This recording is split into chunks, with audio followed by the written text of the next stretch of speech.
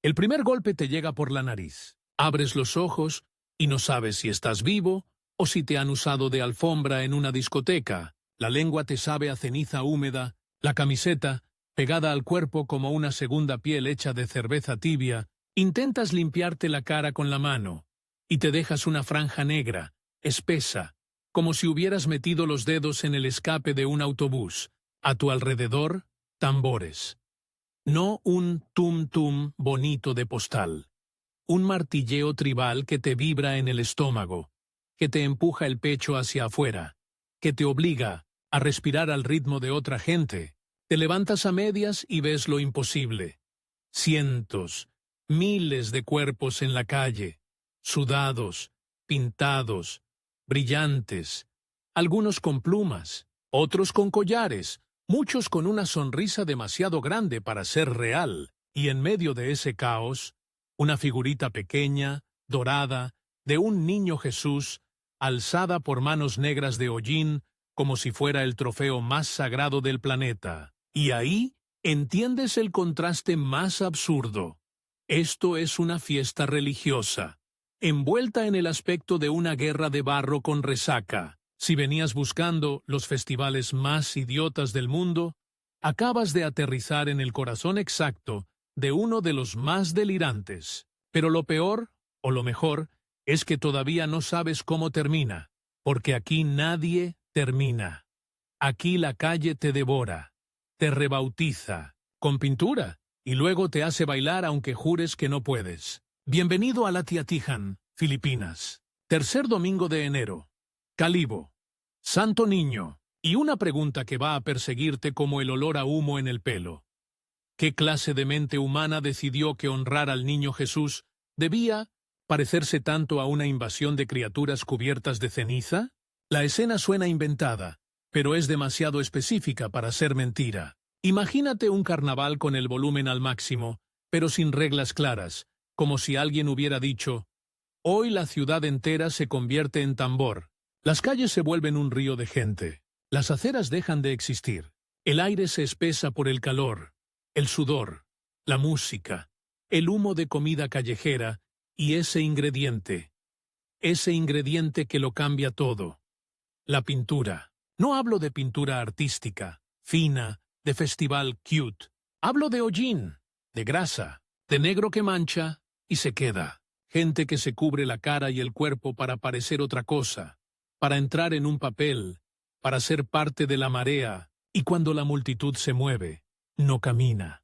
Arrastra los pies, como si el suelo estuviera hecho de historia y pegamento. Ese paso tiene nombre, y parece una broma privada de todo un pueblo. Sad Sad. Es el tipo de baile que no pide permiso, te toma del tobillo y te dice: ahora tú también. Y tú, espectador racional, intentas mantener el control mental. Vale, te dices, esto es folclore, esto es cultura, esto es devoción. Pero entonces ves a alguien con los ojos totalmente blancos de emoción, pintado de negro hasta las orejas, abrazando una imagen del Santo Niño como si fuera su último salvavidas. Mientras a 2 metros, otro grupo golpea tambores como si estuviera invocando una tormenta, y tu cerebro hace cortocircuito, porque el Atiatihan juega con una carta tramposa. Es sagrado y grotesco a la vez, es tierno y brutal, es familia y fe, con el envoltorio de apocalipsis de confeti y sudor. Y claro, alguien te dirá: no exageres, es una fiesta preciosa. Y sí, lo es. Pero también es una de esas ideas que, vistas desde fuera, parecen diseñadas por alguien con cero vergüenza y mucha creatividad para el caos, porque el ritual se te mete por los sentidos antes de explicarte el motivo. Primero, el sonido. Tambores por todas partes. No hay silencio. No hay pausa. El ritmo te persigue incluso cuando giras la esquina. Segundo, el color. Trajes con patrones tribales, estilizados, plumas, máscaras, cintas, lentejuelas y ese negro dominante en la piel. Tercero, el tacto, la humedad. Filipinas en enero sigue siendo un lugar donde el aire puede sentirse como una manta caliente. Y si llueve, porque puede llover, La pintura se convierte en una sopa oscura que baja por la frente, se mete en las cejas, entra en la comisura de la boca. Es el momento en que piensas, estoy comiendo mi propia cara, y aún así, sigues mirando. Porque esto tiene magnetismo, tiene historia, y tiene una energía peligrosa, como asomarte a una hoguera y sentir que podrías meter la mano solo para comprobar. La gente no viene solo a ver, viene a participar, a mezclarse, a ser parte del monstruo colectivo, y aquí empieza el primer acto real. La trampa perfecta del Ati-Atihan es que no se presenta como un festival que observas, sino como un festival que te absorbe. Llegas pensando que eres turista, que eres cámara, que eres narrador, y terminas siendo extra, con la cara manchada, siguiendo un tambor que no conoces, repitiendo un grito que no entiendes del todo, pero que todo el mundo grita como si les fuera la vida en ello. ¡Viva! ¡Viva Kai, señor Santo Niño! Lo gritan con alegría, con alcohol, con lágrimas, con una fe que a ratos parece una fiesta y a ratos parece una necesidad desesperada, porque sí, debajo del caos hay devoción, de verdad, no de postal, sino de promesa. Hay quienes caminan con imágenes del niño Jesús, como quien carga una deuda emocional. Me curaste, me salvaste, me protegiste, te debo esto, y ahí viene el primer giro incómodo. Lo que desde fuera puede verse como ¡qué disparate! Por dentro, funciona como un idioma. La pintura, el tambor, el baile, la procesión, todo es una manera de decir lo que no cabe en palabras. Pero el festival también tiene otra cara. La cara de ¿y esto de dónde sale? Porque Ati-Atihan no es solo un desfile bonito. Tiene capas. Y algunas capas rozan lo polémico, lo torpe, lo explosivo, lo que hoy en día hace que más de uno trague saliva antes de aplaudir. El nombre mismo ya es un guiño extraño. Ati-Atihan significa algo así como parecerse a los Ati, imitar a los Ati. Y aquí es donde la risa se te atasca, porque los Ati son un pueblo indígena, gente real, historia real. Y tú estás viendo a miles de personas, en un festival masivo, cubriéndose de negro para imitar. Hoy, con ojos modernos, eso prende alarmas en la cabeza, como un panel de control en rojo. Y el Ati-Atihan, sin pedirte permiso, te obliga a sostener dos ideas a la vez. Tradición y controversia. Celebración y pregunta incómoda. No te deja ser cómodo. En la calle, sin embargo, nadie parece querer teorizar demasiado. La lógica del festival es simple. Si suenan los tambores, el cuerpo manda. Ves grupos que se organizan como tribus inventadas, con nombres grandilocuentes, con banderas, con líderes que marcan el ritmo. Otros van sueltos, como cometas sin cuerda. Familias, adolescentes, ancianos, gente que sale del trabajo y se pinta la cara en una esquina porque es lo que se hace. Hay puestos que venden comida, bebidas, accesorios, pinturas. Y en cada esquina alguien está tocando algo. Un tambor, una lata, una caja, su propio pecho si hace falta. Y tú, narrador, tienes que admitirlo.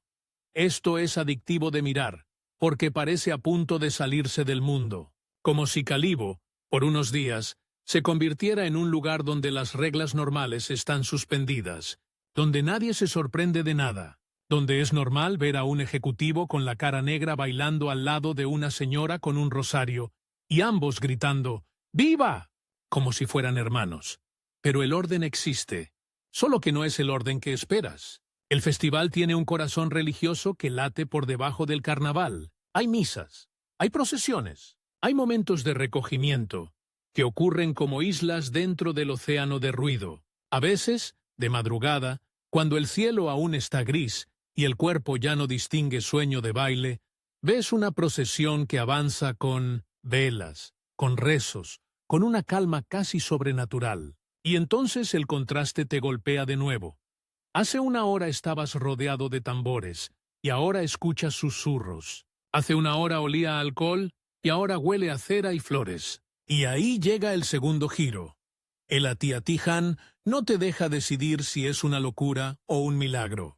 Te obliga a aceptar que puede ser las dos cosas a la vez. Y eso, para un video sobre los festivales más absurdos, es dinamita narrativa, porque tú puedes describirlo como un caos pintado.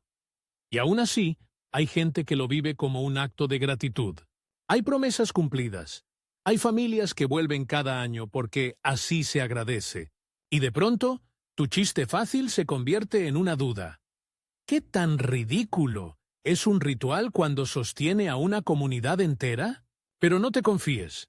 El Atiatihan todavía tiene munición para volverte a empujar hacia lo grotesco. La pintura, por ejemplo. Ese negro no siempre es un maquillaje artístico. A veces es hollín literal. A veces viene mezclado con aceite, con sudor, con lo que haya. El resultado es una textura que parece barro industrial.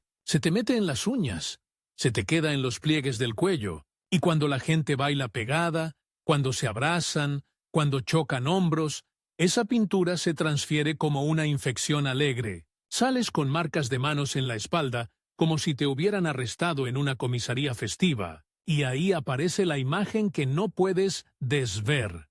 Un niño Jesús impecable, brillante, dorado, cargado por una multitud que parece salida de una mina de carbón. Es hermoso, sí, pero también raro, perturbador en ese punto exacto donde lo sagrado se mezcla con lo carnavalero, la devoción vestida de exceso. Y entonces viene el momento en que el festival te prueba. Te mira a los ojos y te dice, ¿vas a quedarte como observador limpio? ¿O vas a entrar? Porque en Atiatihan, tarde o temprano, alguien se acerca, alguien sonríe, alguien te toca la mejilla con el dedo manchado. Un trazo rápido, una firma negra. Y ya está. Ahora formas parte del cuadro. Ya no eres neutral, ya no estás fuera. Y lo peor es que una parte de ti, la parte primitiva, la parte que ama pertenecer, se siente satisfecha, como si el festival te hubiera aceptado, como si la calle te hubiera adoptado por un segundo, y mientras tú intentas limpiarte con una servilleta inútil, el tambor sube, los grupos empiezan a compactarse, la marea humana se vuelve más densa, la temperatura sube, los pies arrastran. Sad, sad, sad, sad. Y lo repito porque así se siente.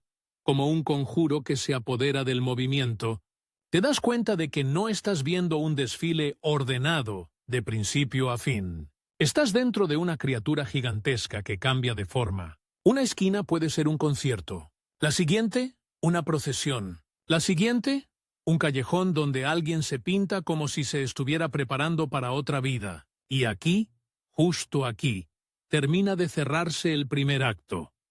Atiatihan te engancha con el asco suave de la ceniza y la intimidad del sudor. Ajeno. Te hipnotiza con el tambor. Y cuando ya estás dentro, te susurra lo que de verdad importa. No es solo una fiesta. Es una historia que empezó hace siglos, que fue cambiando de piel, que se volvió enorme, que inspiró otras fiestas y que hoy camina por una cuerda floja entre tradición, espectáculo y controversia. Y la cuerda está tensándose, porque lo que viene después no es solo más baile. Lo que viene es el origen oscuro y las capas incómodas. ¿Por qué imitar a un pueblo indígena? ¿Quién decidió que pintarse de negro era parte del homenaje? ¿Qué pasa cuando una tradición antigua se mezcla con turismo, premios, competencia y alcohol? ¿Y qué ocurre cuando la devoción se vuelve un escenario? La siguiente parte te mete en el pasado, pero no para tranquilizarte, para complicarlo todo. Si intentas buscar el origen del Atiatihan como quien busca el manual de instrucciones de una tostadora, te va a explotar en la cara, porque este festival no nació de una sola idea clara, nació de capas, una historia indígena convertida en leyenda, una colonización que lo reprogramó con símbolos nuevos, y un presente que lo estira como chicle, hasta que casi se rompe. Así que imagina que, después de ese primer golpe sensorial, alguien te agarra del cuello de la camiseta manchada, te separa 1 metro del tambor y te dice, ¿quieres entender por qué hacemos esto? Vale. Pero te advierto, cuanto más lo entiendas, más raro se vuelve. La versión que la gente cuenta, la que se repite con la misma naturalidad con la que se repite un estribillo, habla de un encuentro antiguo. Grupos que llegan desde otras islas buscando tierra, tratando de negociar, sobreviviendo. Y luego están los Ati, pueblo indígena, gente que ya estaba allí, que vivía allí. El relato popular convierte ese encuentro en un acuerdo, en un intercambio, en una especie de pacto. Suena casi bonito, suena casi limpio, y ahí aparece el primer detalle que te hace fruncir la nariz, porque no encaja con una historia de postal. La idea de imitar a los Ati, de parecerse, de pintarse como ellos. ¿Por qué alguien haría eso para celebrar? ¿Por respeto? ¿Por burla? ¿Por tradición sin reflexión? ¿Por todo a la vez? El festival te pone delante un espejo y te obliga a mirarte. Las sociedades humanas tienen una habilidad increíble para convertir algo serio en espectáculo, y luego jurar que siempre fue así. Y sí, muchas veces esto solo podía ocurrírsele a unos idiotas, pero a unos idiotas con tambores, con fe y con una ciudad entera empujando la misma dirección. El segundo hilo llega después, y cambia el sabor de todo. El Santo Niño. De pronto, el centro emocional del festival no es un pacto antiguo, ni un recuerdo indígena, sino una imagen católica. El Niño Jesús. A pequeño, adornado, venerado, cargado como si pesara más que el oro. Ahí entra la historia de Filipinas, un país donde el catolicismo no solo llegó, se quedó pegado como la humedad, y cuando algo se pega así, no sustituye lo anterior, lo cubre, lo mezcla, lo transforma. Entonces el Atiatiján se vuelve un monstruo híbrido. Por un lado, imitación de lo indígena, trajes que juegan a lo tribal, pintura oscura. Por otro lado, un corazón devocional católico, promesas, rezos, procesiones. Es como si alguien hubiera dicho, vamos a honrar a un niño santo, convirtiéndonos en una multitud que parece salida de un incendio.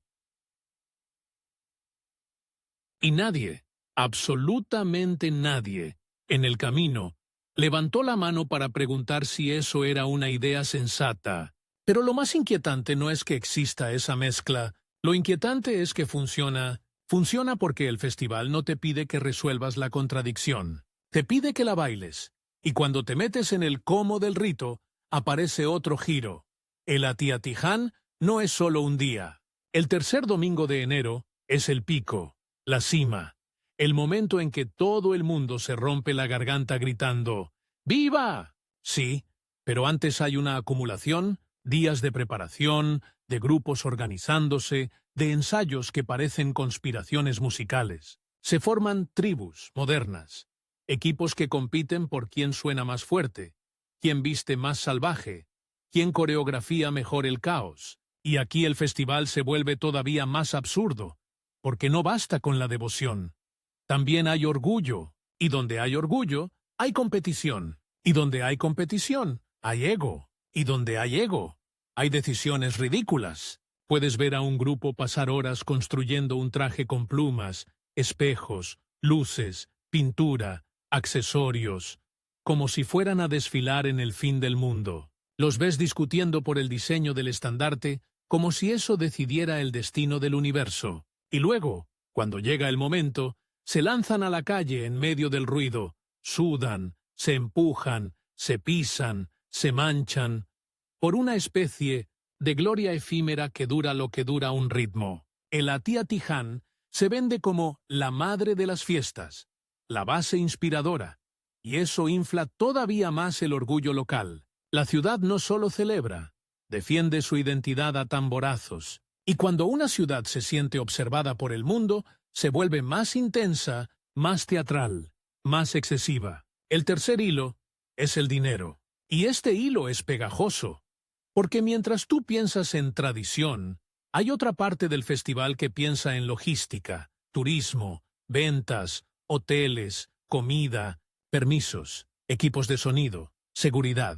La fiesta mueve gente, mueve ventas, mueve fama, y de repente, algo que era del pueblo, empieza a tener dueños invisibles, marcas, patrocinadores, políticos sonriendo demasiado, carteles, escenarios. El giro aquí es cruel.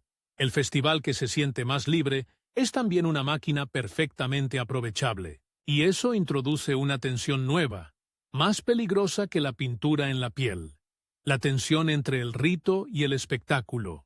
En algunos momentos, parece que el Santo Niño mira desde su pedestal, como si estuviera pensando, ¿en serio me trajeron para esto?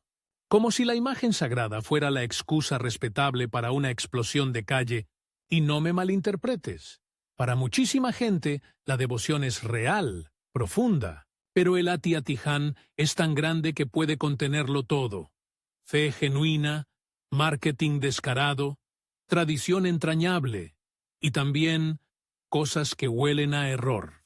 Porque cuando juntas multitudes, calor, alcohol y la idea de que hoy todo vale, pasan cosas. Pasa que alguien se desmaya, pasa que alguien se pierde, pasa que alguien, en una esquina, con el cuerpo ya rendido, se apoya en una pared y deja una mancha negra como si la pared también se hubiera unido al festival. Pasa que el ritmo te arrastra tanto que olvides beber agua, y tu cuerpo te cobre la factura de golpe, sin aviso. Y pasa algo más sutil y más incómodo. La imitación se convierte en discusión. Hay quien lo defiende como homenaje, hay quien lo ve como una costumbre que ya no encaja. Hay quien dice, así fue siempre. Y hay quien responde, eso no lo hace automáticamente correcto. Ahí está el nudo dramático de esta historia. El Atiatiján tiene un encanto brutal, pero también tiene una sombra moderna. La pregunta de si la estética del cuerpo pintado de negro y la idea de parecerse a los Ati puede convivir con un mundo que ya no mira esas cosas con la misma inocencia. Y ahora viene un twist. En medio de ese debate, la fiesta sigue. No se detiene para pedir perdón ni para justificarse. Sigue porque la calle no sabe pausar, porque el tambor no entiende de discursos, porque la gente, cuando siente que algo es suyo, lo defiende incluso con los ojos cerrados. Así que el Atiatiján se convierte en una guerra suave entre tiempos. El pasado que se celebra, el presente que cuestiona, y el futuro, que todavía no decide qué hacer con todo esto. Y tú, como narrador, empiezas a notar un cambio en el ambiente, algo que no se ve en fotos bonitas. El festival no solo sube de volumen, sube de tensión, porque cuando se acerca el Domingo Grande, los grupos se vuelven más agresivos en energía, no en violencia necesariamente, en intensidad, como si cada uno quisiera demostrar que su ritmo es el verdadero, que su grito es el correcto, que su devoción es la que vale, y esa necesidad de demostrar, cuando choca con miles de personas en calles estrechas, genera escenas que no parecen fiesta. Parecen empuje, choque, ola. Hay un momento específico en el que te das cuenta de que esto no es un espectáculo con espectadores. Es una multitud con hambre de participar. Y cuando una multitud tiene hambre, tú puedes ser comida sin darte cuenta. Avanzas un par de metros y ya no decides. Te empujan desde atrás. Te cierran por los lados, te aprietan el aire. El tambor está tan cerca que sientes el golpe en el esternón, como si te pegaran por dentro. Alguien te agarra del brazo, no para robarte, sino para que no te caigas. Y esa mano está húmeda, negra, caliente. Te sostiene y te suelta, como si fueras un objeto que el festival usa para mantenerse en pie. Y de pronto te preguntas, ¿qué pasa si aquí alguien tropieza? Porque sabes cómo funciona la física humana. Una ola no pregunta, una ola arrastra. Ese pensamiento te cambia la mirada. Ya no solo te fascina lo pintoresco, también te inquieta la maquinaria. Un festival así es bello y peligroso, como una fogata enorme en una habitación cerrada. A todos les encanta, hasta que el oxígeno se vuelve problema. Y justo cuando tu cabeza empieza a llenarse de dudas, ocurre algo que te rompe la lógica por completo. Ves a una persona mayor, pequeña, caminando despacio, con una imagen del Santo Niño pegada al pecho, cruzando entre la masa como si el ruido no existiera. Va rezando, va llorando, y nadie la empuja. Nadie la empuja, porque la multitud, por un segundo, reconoce algo sagrado y abre un pasillo. Ese pasillo dura nada. 2 segundos. 3. Luego, vuelve el caos. Pero ese instante te deja claro por qué esto sobrevive. Incluso con polémicas, incluso con comercialización. Porque en el centro hay una emoción que no se compra. Hay gente que viene a pedir, a agradecer, a cumplir promesas, y esa energía es más fuerte que cualquier debate en redes, más fuerte que cualquier crítica, y ahí se cuece el siguiente giro dramático. Cuanto más auténtica es la emoción, más fácil es que alguien la use. Porque cuando tienes una fe colectiva, tienes una palanca, y cuando tienes una palanca, los oportunistas sonríen. Empiezas a notar escenarios montados, presentadores, cámaras oficiales, shows organizados que intentan domar lo indomable. Y el Ati-Ati-Han, que nació para ser calle, se deja domesticar un poco, pero solo un poco. Es como intentar ponerle correa a un perro callejero gigante. Te la muerde, te la rompe, y luego se deja acariciar porque quiere, no porque pueda. Y tú estás ahí, con la piel todavía marcada, pensando, ¿esto es un milagro logístico o una locura a punto de desbordarse? Y entonces, la noche previa, o una de esas noches cargadas, sucede la escena que te cambia el estómago.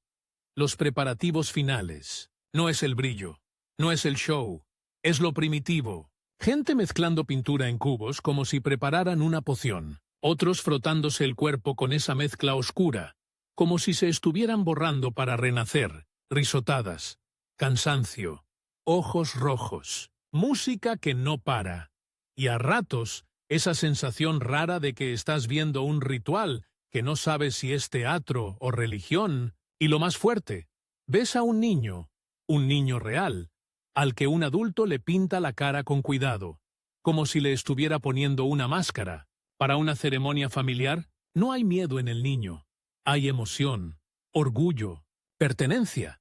Y tú piensas, aquí el Ati-Ati-Han no es un festival, es herencia. Ahí la palabra idiota se te atraganta un poco, porque te das cuenta de la trampa emocional. Sí, desde fuera puede parecer lo más absurdo del mundo. Sí, hay decisiones estéticas que hoy son un campo minado. Sí, todo esto parece inventado por alguien que dijo, hagamos lo más extremo posible, y ya está.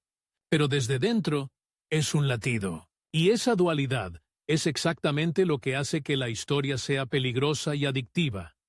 No puedes odiarlo del todo, no puedes amarlo sin preguntas, y no puedes mirarlo sin que te remueva algo. Ahora bien, si crees que lo más fuerte del Ati-Ati-Han es la calle llena y la pintura oscura, todavía no has visto el momento en que la devoción y la competencia se chocan de frente, cuando la multitud alcanza su punto máximo y el festival se convierte en una bestia con hambre de clímax. Porque el Domingo Grande no es solo más gente, es cuando el Ati-Ati-Han se quita la máscara de fiesta y te muestra los dientes, la presión, el delirio colectivo, la posibilidad de que un acto sagrado se convierta por segundos en un caos total. Y cuando eso pasa, las historias cambian, las promesas se ponen a prueba, y tú entiendes por qué hay quienes salen de allí diciendo, volví otra persona. El domingo llega, como llegan las cosas que no puedes detener. Sin pedir permiso, amanece y Calibo ya está despierta antes que el sol. No es un buenos días, es un rugido suave que crece desde las calles, como si la ciudad estuviera calentando los músculos para una pelea. Abres la ventana y el aire no entra. Te cae encima, tibio, húmedo, cargado de olores mezclados, carne a la parrilla, ajo, aceite, azúcar quemada. Y, por debajo de todo, ese aroma que no debería ser parte de nada sagrado. Humo negro, como taller mecánico. Bajas, y el primer golpe visual te deja claro que esto no es un evento, es un estado mental colectivo. Hay más gente que ayer, mucha más. La multitud ya no es un río, es un mar, y el mar está agitado. Las tribus, grupos con banderas, tambores, coreografías, se han multiplicado como si durante la noche se hubieran reproducido. Ves cuerpos pintados de negro hasta el límite de lo reconocible, y otros con patrones tan elaborados que parecen pieles de reptil. Ves niños sobre hombros, con orejitas de diablo de plástico, y una imagen del Santo Niño colgada en el pecho, como si fuera un amuleto. Ves señoras con rosarios avanzando con una calma que desafía la física humana. Y tú intentas mantener la dignidad de narrador. Pero el Atiatihan no negocia con tu dignidad. Te empuja con el hombro, te salpica pintura, te mete un tambor en el oído y te dice: hoy no eres tú, hoy eres parte del ruido. El ritmo se vuelve un lenguaje y el idioma es simple. Golpe, golpe, golpe, pausa mínima, golpe, golpe, golpe. Y la multitud responde con un grito que no parece de alegría pura, sino de algo más primario, como hambre con sonrisa. ¡Viva! ¡Viva! Miras hacia adelante y ya no ves calle. Ves espalda, hombro, brazo, cabeza, bandera, ves una pared humana que respira y suda, y, en medio, la pequeña figura que lo organiza todo, el Santo Niño, alzado una y otra vez, como si su tamaño ridículo fuera precisamente la razón de su poder. Y aquí empieza el segundo acto de verdad, el momento en que la fiesta deja de ser bonita y se convierte en prueba. La primera prueba es el calor. Te crees fuerte hasta que el sol se instala arriba como una lámpara de interrogatorio. El sudor ya no es sudor. Es una película constante. La pintura negra se reblandece, se vuelve más pegajosa. Te rozas la cara sin querer y te manchas como si fueras parte del decorado. El cuello se te pega a la camiseta. ¿Y el aire? El aire parece menos aire y más sopa caliente. La segunda prueba es el espacio, o mejor dicho, la ausencia total de espacio. El Atiatihan tiene un talento especial para borrar los centímetros que tu cuerpo necesita para sentirse seguro. Te aprietan por delante, por detrás, por los lados. Alguien tropieza y se escucha ese ¡eh! ¡Colectivo! Esa microonda de tensión que te hace mirar al suelo con miedo, porque sabes que en una multitud así, el suelo es una trampa. Y ahí aparece la imagen que nunca sale en los videos turísticos. Zapatos perdidos, chanclas aplastadas, una gorra pisoteada convertida en basura plana, como una advertencia silenciosa.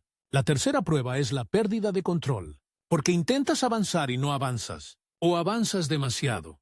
El cuerpo del festival decide por ti. Te arrastra una corriente, te deja quieto en otra. Te empuja hacia un grupo de tambores que suena como una fábrica en llamas, y cuando quieres retroceder, descubres que retroceder es un privilegio que hoy no existe. Te empiezas a decir a ti mismo frases estúpidas para calmarte. ¿Estoy bien? ¿Todo el mundo está bien? Es solo gente celebrando. Pero hay un momento en que la masa se compacta de golpe, como si alguien hubiera apretado un botón invisible, y sientes el pecho presionado por cuerpos ajenos. No duele, todavía, pero tu cerebro entiende el mensaje. Aquí, si algo sale mal de verdad. Y justo cuando ese pensamiento te muerde, el festival hace su truco favorito. Te distrae con una escena absurda y preciosa. Un grupo pasa bailando sad sad, con una precisión casi militar, pero con caras pintadas como demonios. Llevan plumas, llevan cascabeles, llevan sonrisas. Uno de ellos alza una imagen del Santo Niño y, sin dejar de bailar, hace un gesto como de bendición hacia la multitud. La gente responde con un grito que parece un rugido de estadio, y tú sientes escalofríos, porque tu cuerpo, aunque tu mente esté inquieta, reconoce la energía colectiva como algo hipnótico. Ese es el veneno dulce del Atiatihan. Te asusta y te seduce en el mismo segundo. Avanzas a empujones hasta una zona donde, por un instante, se abre un hueco. Respiras como si hubieras salido del agua. Miras a tu alrededor y ves cosas pequeñas que te cuentan la verdad del día. Botellas vacías, vasos de plástico, manos manchadas, gente con la mirada vidriosa por cansancio. Un chico se está echando agua en la cabeza con una botella como si fuera un bautismo de emergencia. Una mujer se abanica con una cartulina. pero su abanico está tan mojado que ya no abanica. Se rinde. Y entonces sucede el primer twist fuerte del día. Una ráfaga de silencio. No es silencio total. Eso no existe aquí. Pero baja el volumen, como si alguien hubiera puesto el mundo en modo «escucha». ¿Y ves por qué? Se acerca una procesión. No es un desfile de show. Es otra cosa. Es lenta. Es seria. Hay imágenes del Santo Niño, sí, pero también hay rostros distintos. Menos euforia, más concentración, más ojos cerrados, más labios moviéndose en rezos. Algunas personas van descalzas, otras cargan velas, otras llevan flores. Ves a alguien sosteniendo una imagen pequeña contra el pecho, como si fuera un corazón externo. La multitud, la bestia que hace un minuto te aplastaba, abre pasillos, y ese fenómeno es tan extraño que te deja inmóvil. Es como si el festival tuviera, escondido, un código de honor, como si el caos tuviera un interruptor espiritual. En ese pasillo, a 1 metro de ti, pasa un hombre con la cara completamente negra, pero con una cruz colgando del cuello, y lágrimas, limpias abriéndose camino entre la pintura. Las lágrimas dejan surcos claros, como ríos sobre asfalto, y esa imagen te golpea fuerte. La fe es tan intensa que incluso atraviesa el hollín. Te dan ganas de burlarte, porque ¡qué ridículo! ¡Qué teatral! Pero no puedes. No en ese segundo, porque su cara no es teatro, es necesidad. Y el Atiatiján, en ese instante, se siente menos como fiesta y más como un gran mercado de promesas. Promesas hechas a un niño de madera y oro. La procesión pasa. El volumen vuelve de golpe, como un animal que despierta. La gente grita otra vez. Los tambores regresan con venganza. Y tú te das cuenta de que acabas de ver el corazón y la máscara alternándose, como si el festival fuera un ser con 2 caras que no se hablan, pero que se necesitan. Y entonces llega el segundo twist, el que te empuja de nuevo hacia lo desagradable. La pintura. Ya no es solo estética. Empiezas a notar algo que al principio no querías admitir. La pintura oscura también sirve para borrar identidades, para volverte anónimo, para convertirte en uno más, para que nadie sepa quién eres bajo el negro. Y eso, en una multitud inmensa, es gasolina, porque la anonimidad despierta a los imbéciles, los que creen que, si no hay rostro, no hay consecuencia, los que usan la fiesta como excusa para empujar de más, para colarse, para manosear, para romper límites que en un día normal no se atreverían a tocar. No hace falta que veas un crimen para sentir el riesgo. Basta con percibir la tensión en cómo algunas personas se mueven.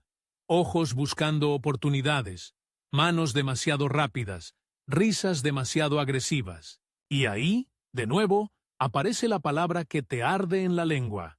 Esto lo pudieron inventar solo idiotas, no por la devoción, no por el baile, sino por el cóctel perfecto que crea. Multitud, plus calor, plus anonimato, plus euforia. La fiesta te muestra su lado oscuro, sin necesidad de anunciarlo. Tú te proteges como puedes. Bolso delante, mano cerca, espalda recta, mirada alerta. Pero el festival te sigue ofreciendo belleza a puñetazos para que no te vayas. Y entonces sucede algo que convierte el día en película. Empieza a llover. No una llovizna amable, no un ¡ay, qué fresquito! No, una lluvia tropical que cae como si alguien hubiera vaciado un océano sobre la ciudad. La primera gota te engaña, la segunda te confirma, la tercera ya te está lavando la cara. La multitud grita, pero no de miedo, de emoción, como si la lluvia fuera un personaje esperado. Y en segundos, la calle se transforma. El suelo se vuelve resbaladizo. La pintura negra empieza a correr por las frentes, por los cuellos, por los brazos, formando chorros oscuros que parecen tinta viva.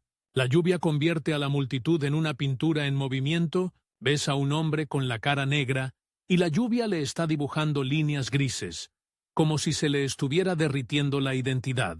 Ves a una mujer que ríe con la boca abierta, y el agua le cae dentro, y aún así no deja de bailar. Ves cuerpos mojados brillando, plumas empapadas cayéndose, maquillaje corriendo, y el Santo Niño, protegido bajo plástico, brillante en medio del barro. Y aquí el festival se vuelve más asqueroso y más fascinante, porque ahora no solo hueles sudor y humo, hueles barro caliente, hueles ropa mojada, hueles esa mezcla de agua sucia y calle que te recuerda que todo lo humano, al final, es bastante menos glamuroso de lo que la música pretende. La lluvia también trae el peligro real. El suelo resbala, la gente tropieza, la multitud se compacta, sientes un empujón fuerte. Te agarras a alguien sin querer. Te devuelven el agarre. Por 2 segundos, tu vida depende del antebrazo de un desconocido pintado como demonio. La escena sería graciosa si no estuviera cargada de esa sensación eléctrica de si caigo, me pisan.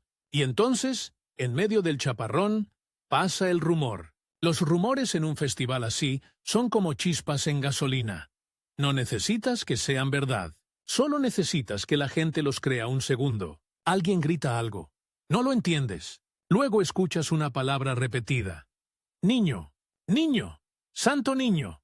Y de pronto, la multitud gira la cabeza en una dirección como si fuera un solo animal. Ves gente empujando, ves dedos señalando, ves un círculo de tensión formándose. Y tu cerebro completa el horror con una hipótesis. ¿Alguien intentó robar una imagen? ¿Alguien la perdió? ¿Alguien la tiró? No tienes certeza, solo tienes el efecto. Y el efecto es brutal.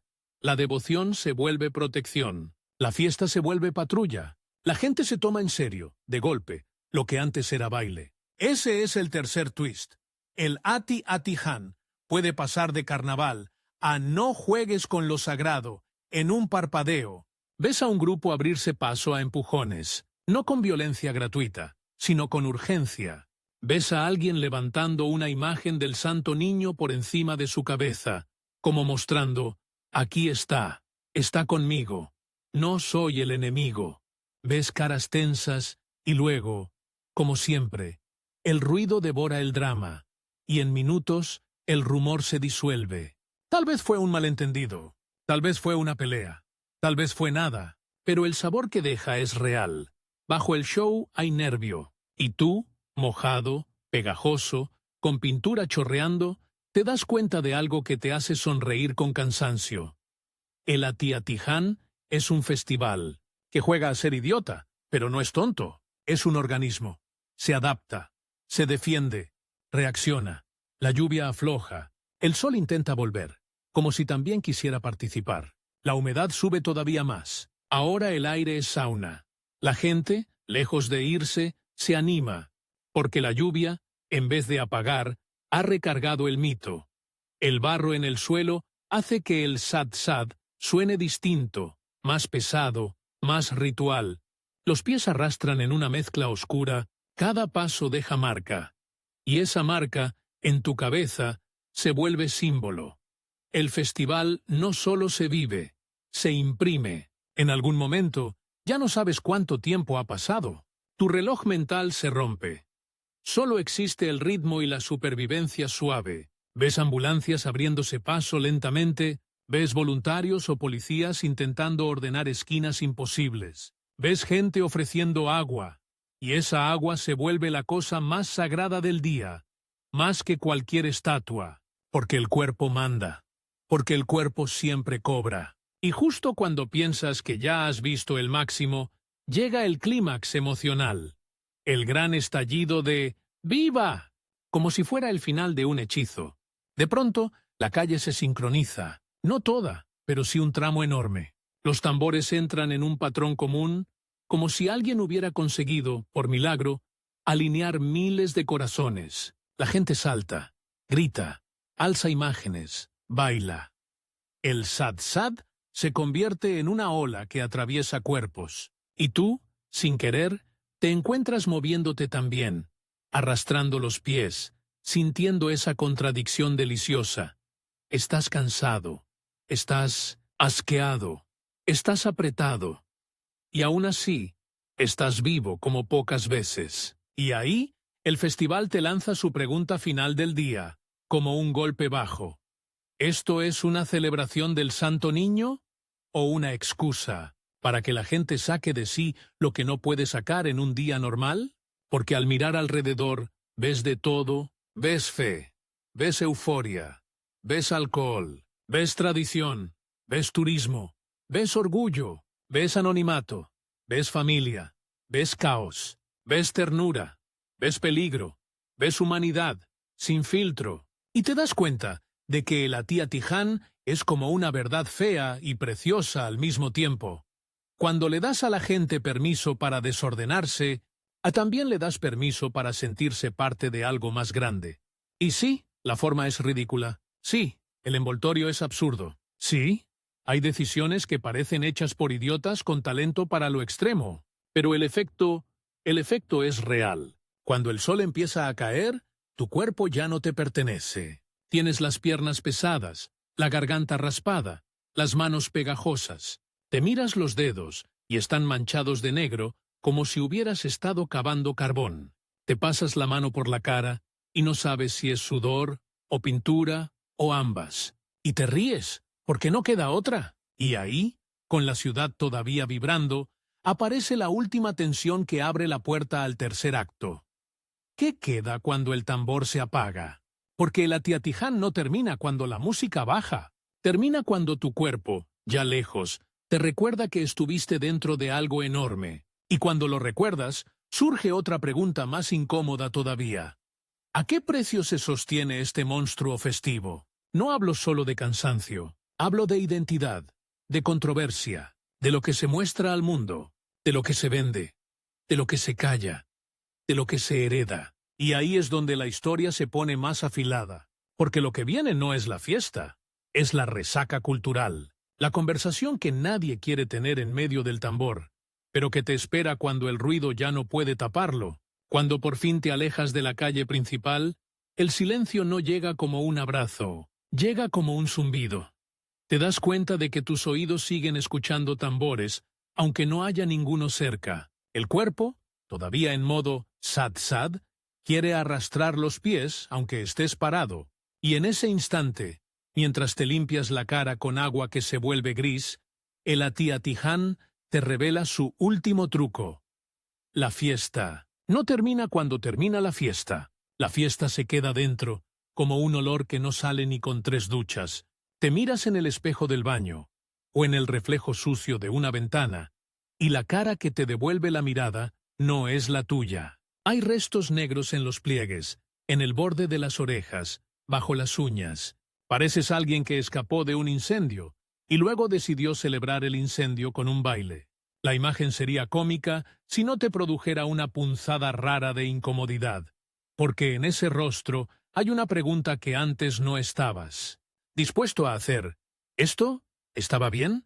Ahí empieza el tercer acto, el momento de las consecuencias, de las grietas, del precio real de la locura, porque el Atiatiján, después de seducirte, tiene que responder, aunque sea sin palabras, a lo que deja atrás. Y lo que deja atrás no es solo basura en las calles o cuerpos exhaustos. Deja debates, deja tensiones, deja herencias incómodas. Empiezas por lo más fácil de ver, el día después. Las calles, que hace unas horas eran un océano humano, ahora parecen un escenario tras el apocalipsis de confeti, vasos aplastados, cartones mojados, cintas rotas, un estandarte olvidado en una esquina, como el cadáver simbólico de una tribu que ayer se creyó inmortal. El suelo tiene manchas oscuras que el agua no logró borrar del todo, y cuando el sol vuelve a calentar, ese olor a humedad mezclada con comida rancia se levanta como una nube discreta,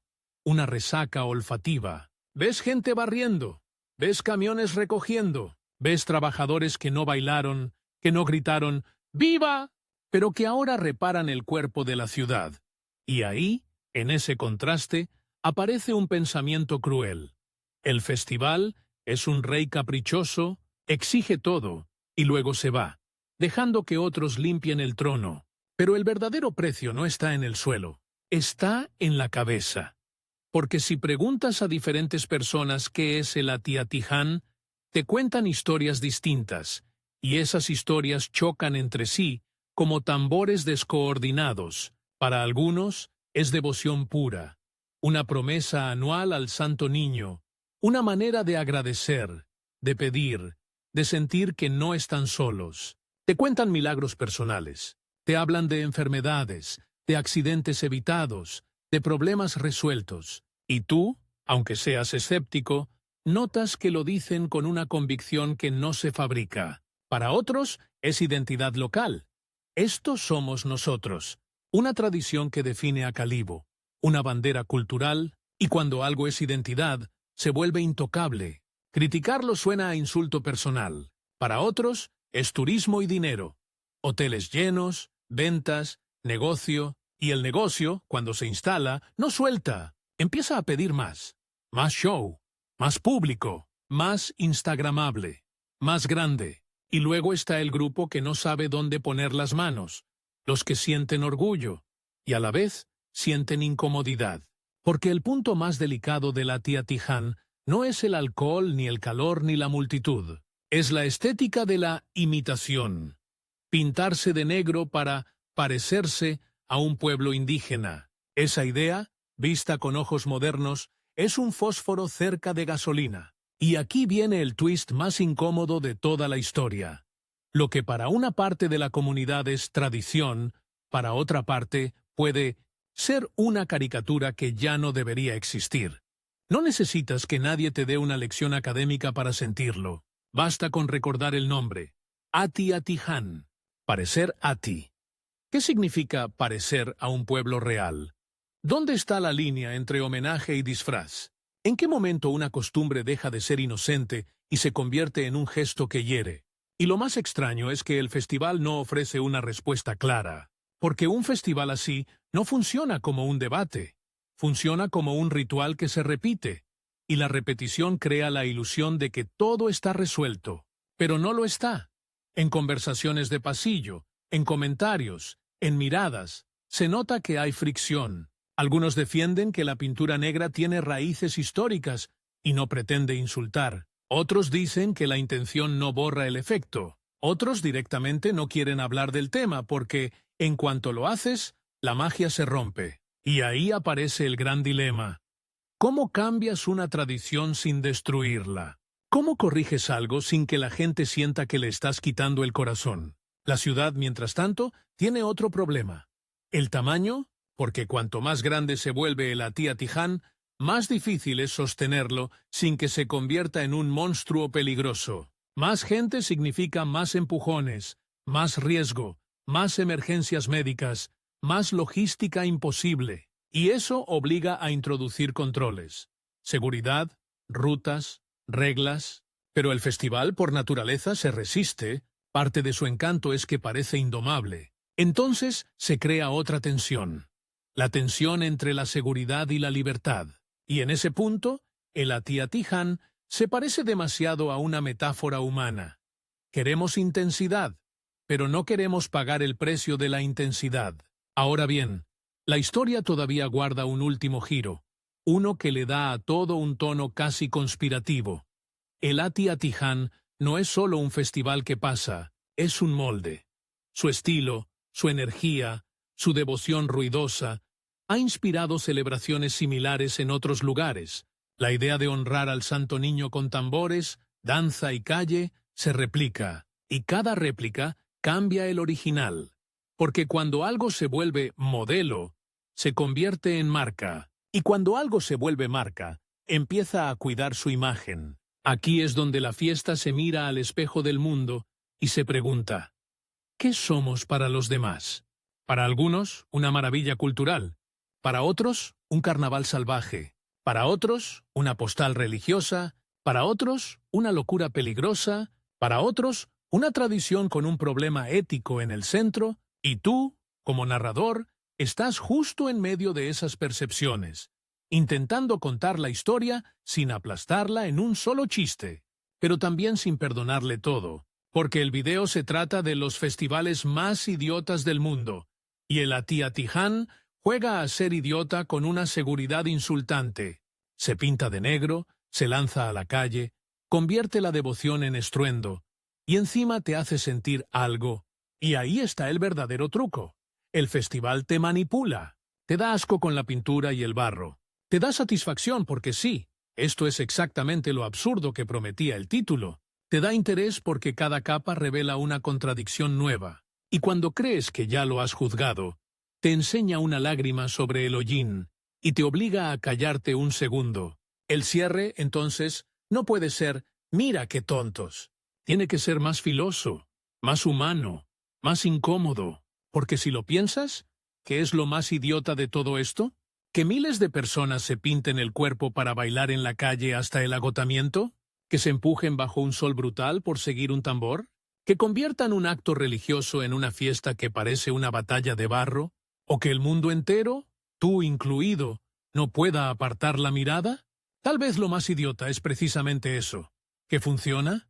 Que, a pesar de lo grotesco, a pesar de lo absurdo, a pesar de la polémica, el Atiatiján consigue lo que pocos eventos consiguen.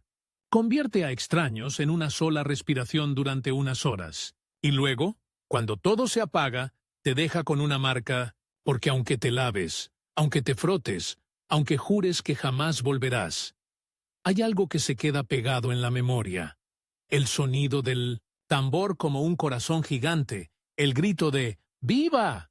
Y como un animal feliz, y la imagen imposible del Santo Niño, pequeño y brillante, flotando sobre un mar de rostros oscuros y mojados.